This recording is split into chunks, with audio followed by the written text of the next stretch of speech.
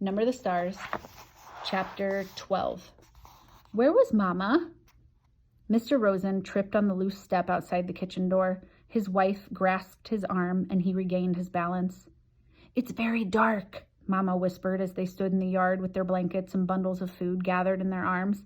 "And we can't use any kind of light. I'll go first. I know the way very well, and you follow me. Try not to stumble over the tree roots in the path. Feel carefully with your feet. The path is uneven. And be very, very quiet," she added unnecessarily. The night was quiet, too. A slight breeze moved in the tops of the trees, and from across the meadow came the sound of the sea's movement, which was a constant sound here and had always been. But no birds called or cried here now in the night. The cow slept silently in the barn, the kitten upstairs in Kirsty's arms. There were stars here and there dotting the sky among thin clouds, but no moon. Anne-Marie shivered, standing at the foot of the steps. "Come," Mama murmured, and she moved away from the house. One by one, the Rosens turned and hugged Anne-Marie silently. Ellen came to her last. The two girls held each other. "I'll come back someday," Ellen whispered fiercely. "I promise." "I know you will," Anne-Marie whispered back, holding her friend tightly. Then they were gone, Mama and the Rosens. Anne-Marie was alone. She went into the house, crying suddenly, and closed the door against the night. The lid of the casket was closed again. Now the room was empty. There was no sign of the people who had sat there for those hours.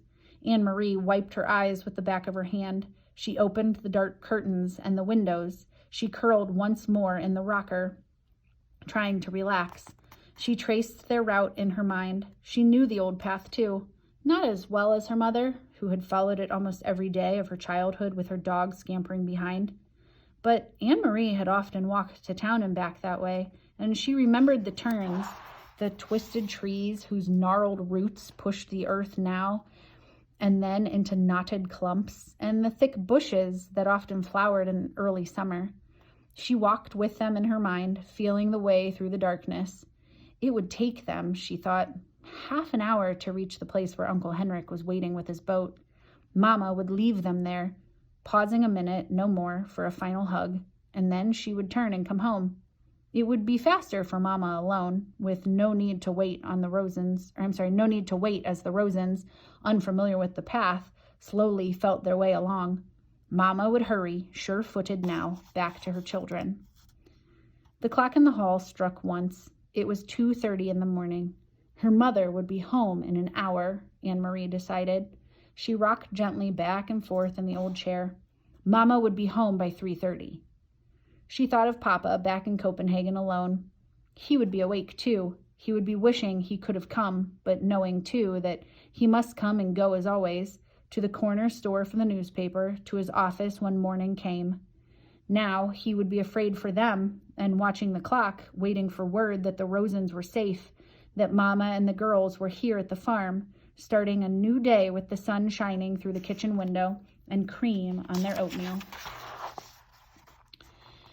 It was harder for the ones who were waiting, Anne-Marie knew. Less danger, perhaps, but more fear. She yawned and her head nodded. She fell asleep, and it was a sleep as thin as the night clouds, dotted with dreams that came and went like the stars. Light woke her, but it was not really morning, not yet. It was only the first hint of a slightly lightening sky, a pale gleam at the edge of the meadow, a sign that far away somewhere to the east, where Sweden still slept, morning would be coming soon. Dawn would creep across the Swedish farmland and coast. Then it would wash little Denmark with light and move across the North Sea to wake Norway.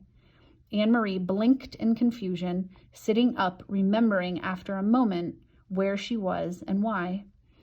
But it was not right. The pale light at the horizon. It should be dark still. It should still be night. She stood stiffly, stretching her legs, and went to the hall to look at the old clock. It was past 4 o'clock. Where was Mama? Perhaps she had come home, not wanted to wake Anne-Marie, and had gone to bed herself. Surely that was it. Mama must have been exhausted.